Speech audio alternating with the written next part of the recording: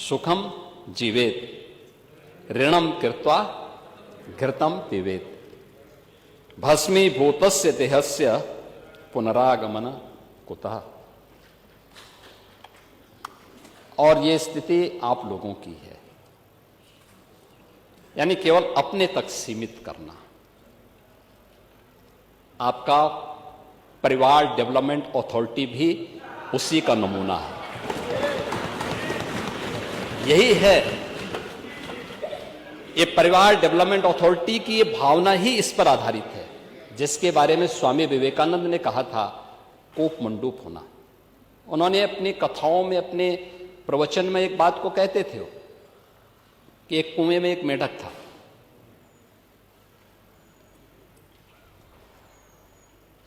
कुएं में पड़ा था, वहीं पैदा हुआ था, उसने दुनिया नहीं देखी थी। तो एक दिन बाहर का एक मेढक दुर्भाग्य से वहां आ गया। तो उसने पूछा कहां से आए हो? उसने कहा मैं समुद्र से आया हूं। कहा समुद्र कैसा है? उसने कहा बहुत बड़ा है। कहा कितना बड़ा? तो उसने छलांग लगाई। तो कुएं की तो छलांग सीमित ही होगी। उसने कहा क्या इससे बड़ा? उसने कहा इससे भी बड़ा।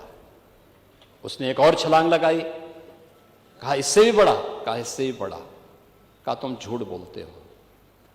और मुझे लगता है यही दृष्टि कोप मंडूप वाली आप लोगों की है। दुनिया आगे बढ़ रही है, एक प्रतिस्पर्धा चल रही है, लेकिन आप लोग अभी भी अपने परिवार तक सीमित होना चाहते हैं। और इसीलिए मैंने कहा ना, एक परिवार डेवलपमेंट अथॉरिटी का शिकार आप हो चुके हैं। प्रदेश को भी आप वहीं ले जाना चाहते हैं। क्या स्थिति थी 2017 के पहले? 2017 के पहले क्या नहीं है उत्तर प्रदेश में? क्या नहीं था?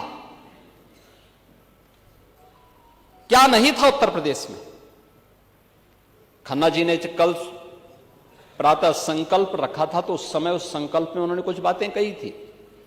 कहां थे हम 1947 तक भी, 1950 में भी, 1960 में भी, और कैसे हम लगातार गिरावट की तरफ गए। ये डिटोरेशन, इसका कारण क्या था? 1990 के बाद क्या स्थिति थी? उसी पर मैं कुछ बात रखना चाहता हूं। महोदय की विशाल सामर्थ्य के बावजूद नीतिगत उदासीनता के कारण उत्तर प्रदेश लगातार पिछड़ता गया। और एक समय ऐसा भी आया जब 1980 के बाद की गिरावट ने 1990 के बाद विभत्स स्वरूप लिया, और उत्तर प्रदेश जो देश का सबसे समृद्ध राज्य था, वह देश का सबसे बीमारू राज्य हो गया। यही प्रदेश है। योजनाएं बनती थी, घोषणाएं होती थी, लेकिन उनमें न इच्छा शक्ति थी, न पारदर्शिता थी, न क्रियान्वयन का संकल्प ही था। बिजली, सड़क, जल, स्वास्थ्य जैसी मूलभूत सुविधाओं पर सरकार की उदासीनता, युवाओं को रोजगार नहीं, किसानों को राहत नहीं, और निवेशकों को भरोसा नहीं। अपराध और अराजकता का बोलबाला था। पलायन की पीड़ा, गरीबी और इलाज के अभाव में दम तोड़ते बच्चे, क्या ये सच नहीं? इंसेफ्लाइटिस से जो मौतें होती थी, डेंगू से जो मौतें होती थी, विभिन्न गंभीर बीमारियों से जो मौतें होती थी, ये सब क्या? सरकारी नौकरियों में भ्रष्टाचार, सरकारी योजनाओं में भेदभाव, भाई भतीजावाद कल्चर यहां हावी हो चुका था। और महोदय 2017 के बाद डबल इंजन की सरकार ने कानून का राज स्थापित, अपराध और अपराधी के प्रति जीरो टॉलरेंस, उद्योगों के लिए सुरक्षित वातावरण और निवेशकों का ड्रीम डेस्टिनेशन, जल थल नभ की बेहतरीन कनेक्टिविटी, एक्सप्रेसवे, एयरपोर्ट, मेट्रो से जुड़ा,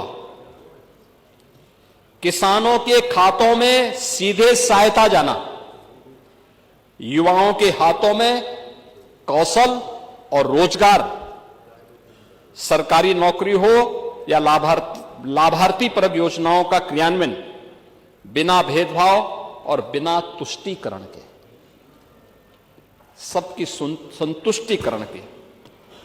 आदरणीय प्रधानमंत्री जी का मंत्र सबका साथ, सबका विकास, सबका विश्वास और सबका प्रयास, यह प्रदेश की दशा और दिशा दोनों को बदलने में एक निर्णायक भूमिका का निर्वहन की है।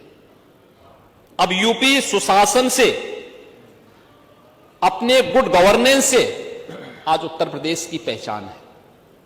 अब यूपी की पहचान बेहतर कानून व्यवस्था, शांति और स्थिरता के लिए है।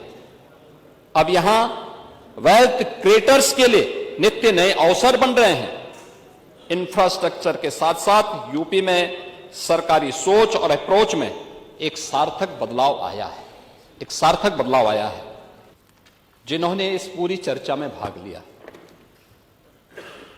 लगभग 187 माननीय सदस्यों ने, नेता विरोधी दल समेत सभी माननीय सदस्यों का मैं हृदय से धन्यवाद करता हूं कि उन्होंने बहुत रुचिपूर्ण तरीके से इस पूरी चर्चा की गंभीरता के साथ साथ इसे रोचक भी बनाया और सचमुच लोकतंत्र का मंच इसी गरिमापूर्ण तरीके से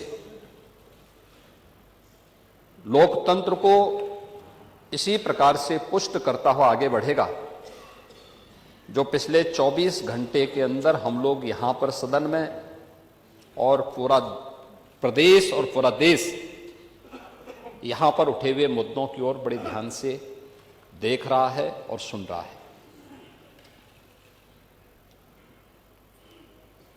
हो सकता है अपनी अपनी दृष्टि और अपने अपने दृष्टिकोण की बात होती है, लेकिन 187 माननीय सदस्यों का, और मैं मानता हूं कि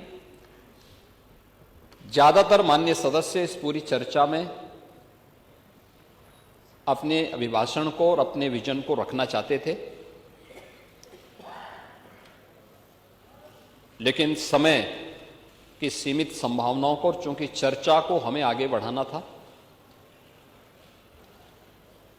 अभी हमें इससे संबंधित जो व्यापक रणनीति आगे बनानी है और समाज से जुड़े हुए सभी स्टेक होल्डर्स के पास हम जाएंगे, उन सब से चर्चा परिचर्चा करने के बाद एक विस्तृत चर्चा के लिए और अलग अलग सेक्टर वाइज जिन मुद्दों पर आज हम चर्चा करने जा रहे हैं, इसको लेकर के फिर हम लोग फिर सदन में आना चाहेंगे कि वास्तव में ये कल्पना से परे है कि सदस्य रुचि लें और इस महत्वपूर्ण चर्चा में भाग लें, लेकिन ये उन लोगों की आंखों को खोलने वाला है जो विधायिका पर और सदस्यों के आचरण पर उंगली उठाते हैं कि नहीं, प्रदेश के लिए या देश के लिए जब भी आवश्यकता पड़ेगी हम सभी अपना योगदान देंगे। इस चर्चा ने पिछले 24 घंटे के अंदर ये साबित किया है, इसलिए मैं भाग लेने वाले और इसमें